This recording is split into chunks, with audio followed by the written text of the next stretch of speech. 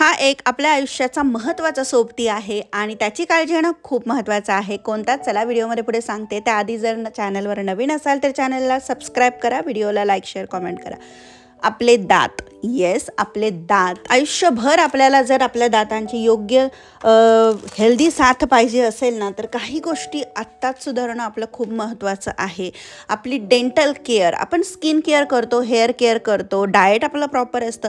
मग आपल्या ज्या दाताची ओरल हेल्थ असते ना, ती खूप महत्त्वाची असते. कारण जेव्हा दातांचं दुखणं लागतं तेव्हा इतकं पेन होतं आणि आपल्या काही जणांना आपल्यापैकी, मी तर म्हणते बऱ्याच जणांना डेंटिस्टकडे जायची पण भीती वाटत असेल, त्यातली मी सुद्धा एक. आणि जेव्हा दाताची ट्रीटमेंट केली तेव्हा एक गोष्ट मात्र लक्षात आली की कोणतंही दुखणं असेल ना, ते वेळीच जर आपण क्युअर केलं ना, तर आपल्याला होणारा त्रास हा अवॉइड होऊ शकतो. म्हणून सर्वात पहिली आणि महत्त्वाची टिप आहे ती म्हणजे दर 6-8 महिन्यांनी एकदा तरी डेंटलकडे जाऊन आपले दात व्यवस्थित चेक करून घ्यायचे, क्लीन करून घ्यायचे.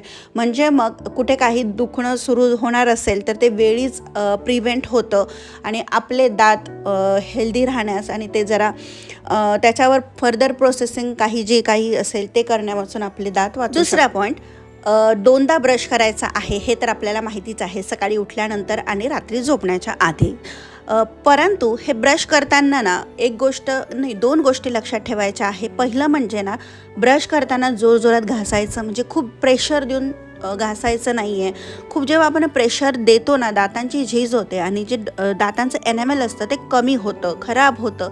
त्यामुळे जेव्हा ब्रश करतो तेव्हा हलक्या हाताने व्यवस्थित सगळ्या बाजूने ब्रश करायचा आहे.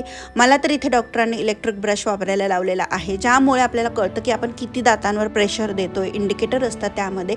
सो डॉक्टरांनी मला सजेस्ट केलं होतं आणि आय एम युझिंग दॅट. तर हा दुसरा महत्त्वाचा पॉईंट. आणि सर्वात महत्त्वाचं, ब्रश केल्यावर जी फ्लोराईडयुक्त पेस्ट आपण वापरतो त्याच्यामुळे दातांचं प्रोटेक्शन होतंच. पण लगेच ब्रश केला आणि लगेच गुळणी करण्यापेक्षा थोडंसं अर्धा मिनिट थांबायचं आहे, मग गुळण्या करायच्या आहेत. म्हणजे मग आपले दात स्ट्रॉंग राहण्यास मदत होईल. तिसरा पॉईंट म्हणजे ऑइल पुलिंगसुद्धा खूप चांगली मेथड आहे आयुर्वेदातली, की ज्यामध्ये आपण नारळाचं किंवा तिळाचं तेल वापरतो गुळणी करण्यासाठी सकाळी, ज्यामुळे बॅक्टेरिया कमी होतात आणि तोंडाचा वास येत नाही, तोंड फ्रेश राहतं.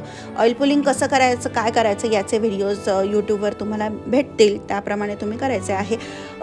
चौथा महत्त्वाचा पॉईंट म्हणजे जे नैसर्गिक क्लिनिंग असे काही फळं असतात, भाज्या असतात, त्यांचा समावेश आपल्या आहारामध्ये पाहिजे. फायबरयुक्त डाएट आपलं व्यवस्थित पाहिजे, जसं की सफरचंद, गाजर, काकडी ह्यांच्यासारखे ना क्रंची फूड्स असतात ना, जे खाल्ल्यामुळे दात आपले जे असतात ते नैसर्गिकरित्या स्वच्छ राहतात आणि जी काही दातांची कलर चेंज होतो तो सुद्धा होत नाही. दात आपले पांढरे शुभ्र स्वच्छ राहतात.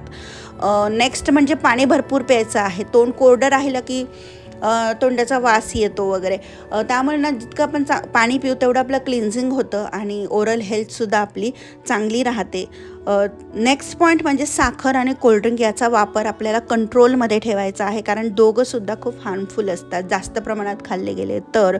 आणि जे कोल्ड्रिंक असतं त्याच्यामुळे दाताचं एनॅमेल खराब होऊ शकतं. त्यामुळे कंटिन्यू जर तुम्ही पित असाल, रोजच्या रोज पित असाल तर. आणि एक महत्त्वाचं करायचं, सिट्रस फ्रूट्स किंवा जे जास्त आंबट पदार्थ तुम्ही खाताय, कोल्ड्रिंक पिताय, त्याच्यानंतर इमिजिएटली ब्रश नका करू. Don't use toothpaste immediately after eating those kind of food, because त्याच्यामुळे ना जे दाताचं नॅचरल एनॅमेल असतं ते कमी होतं. त्यामुळे थोडं थांबायचं नंतर मग ब्रश करायचा आहे. महत्त्वाचा अजून एक पॉईंट ओरल हेल्थच्या बाबतीत आहे, तो म्हणजे जीभ स्वच्छ करायला विसरायचं नाही. आपण दात स्वच्छ करतो, कधी कधी जीभ राहून जाते, परंतु 70% जवळजवळ जी दुर्गंधी असते ना, ते आपल्या जिभेवरून येत असते. त्यामुळे ना टंग क्लीनरचा वापर करू शकतो. ब्रश करताना झटपट हलक्या हाताने आपली जीभ जी असते ती क्लीन करायची आहे.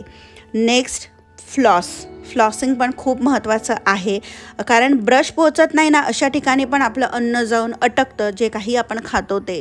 त्यामुळे ना रोज रात्रीच आपण फ्लॉस केला तर कॅव्हिटी 70% कमी होऊ शकतात.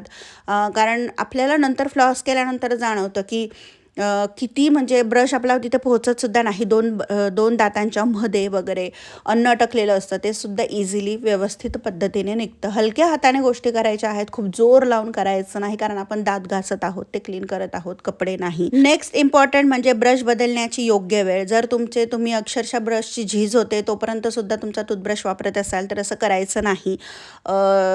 जेव्हा तुमच्या ब्रशचे म्हणजे जे ब्रिसल्स असतात ते वागतात, खराब होतात, तेव्हा लगेच ब्रश बदलायचा आहे. पुढचा पॉईंट म्हणजे स्ट्रेस आणि दात. स्ट्रेसचा सुद्धा स्ट्रेस सगळ्यांना माहीत आहे की स्ट्रेस आपल्या हेल्थवर परिणाम करतो, तसं दातांवर सुद्धा करतो. कसा? जेव्हा काही जणांना सवय असते दात ग्राइंड करायची, जास्त स्ट्रेस झाला की आपण दात खूप असे एकमेकांवर टाईट ठेवतो, घासतो एकमेकांवर, ज्याला दात ग्राइंडिंग म्हणतात, आणि त्यामुळे दातांची झीज होते आणि किंवा रात्री काहींना जॉ टाईट ठेवायची सवय असते, जशी मला सुद्धा आहे, आणि त्यामुळे दातांची बरीच झीज होते. त्यामुळे मला डॉक्टरनी नाईट गार्ड सजेस्ट केलेलं आहे, ते नाईट गार्ड वापरायचं आणि रात्री झोपायचं. ते मी कंपल्सरी वापरते, कारण डॉक्टरांनी मला तर आता वॉर्न केलेलं आहे की ते यूज नाही केलं तर दात जास्त झिजतील, त्यामुळे मी ते वापरते. जर हे तुम्ही सुद्धा करत असाल तर नाईट गार्ड डॉक्टरांच्या सल्ल्यानुसार व्यवस्थित मेजरमेंटने तुम्ही करू शकता. नेक्स्ट पॉईंट, एकाच साईडने चावायची सवय टाळायची आहे. जर तुम्हाला काही दुसऱ्या साईडने खूपच त्रास होत असेल, जर डॉक्टरांनी नाही सांगितलं असेल किंवा काय, तेव्हा ती गोष्ट वेगळी आहे, परंतु व्यवस्थित आहे दोघी साईडने तुम्हाला चावणं. तरीसुद्धा काहींना सवय असते की एकाच साईडने कम्फर्टेबल वाटतं तर ते चावतात. तसं न करता दोघी साईडने घास हा आपला चावायचा आहे, म्हणजे दातांची एकच साईड झिजणार नाही.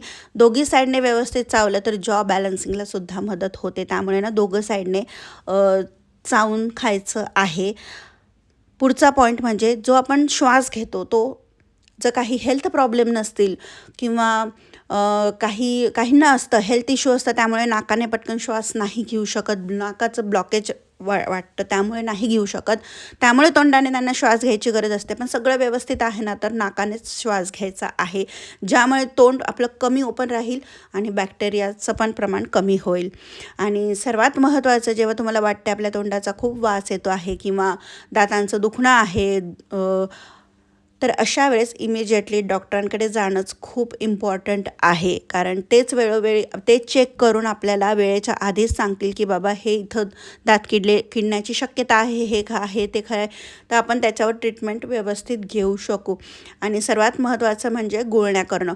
जेवण झालं की लगेच गुळणी करून टाकायचे. पदार्थ दातात जास्त वेळ राहणार नाही, ते निघून जातील आणि अल्टिमेटली जे पटकन कीड लागण्याचा धोका असतो तो कमी होणार आहे.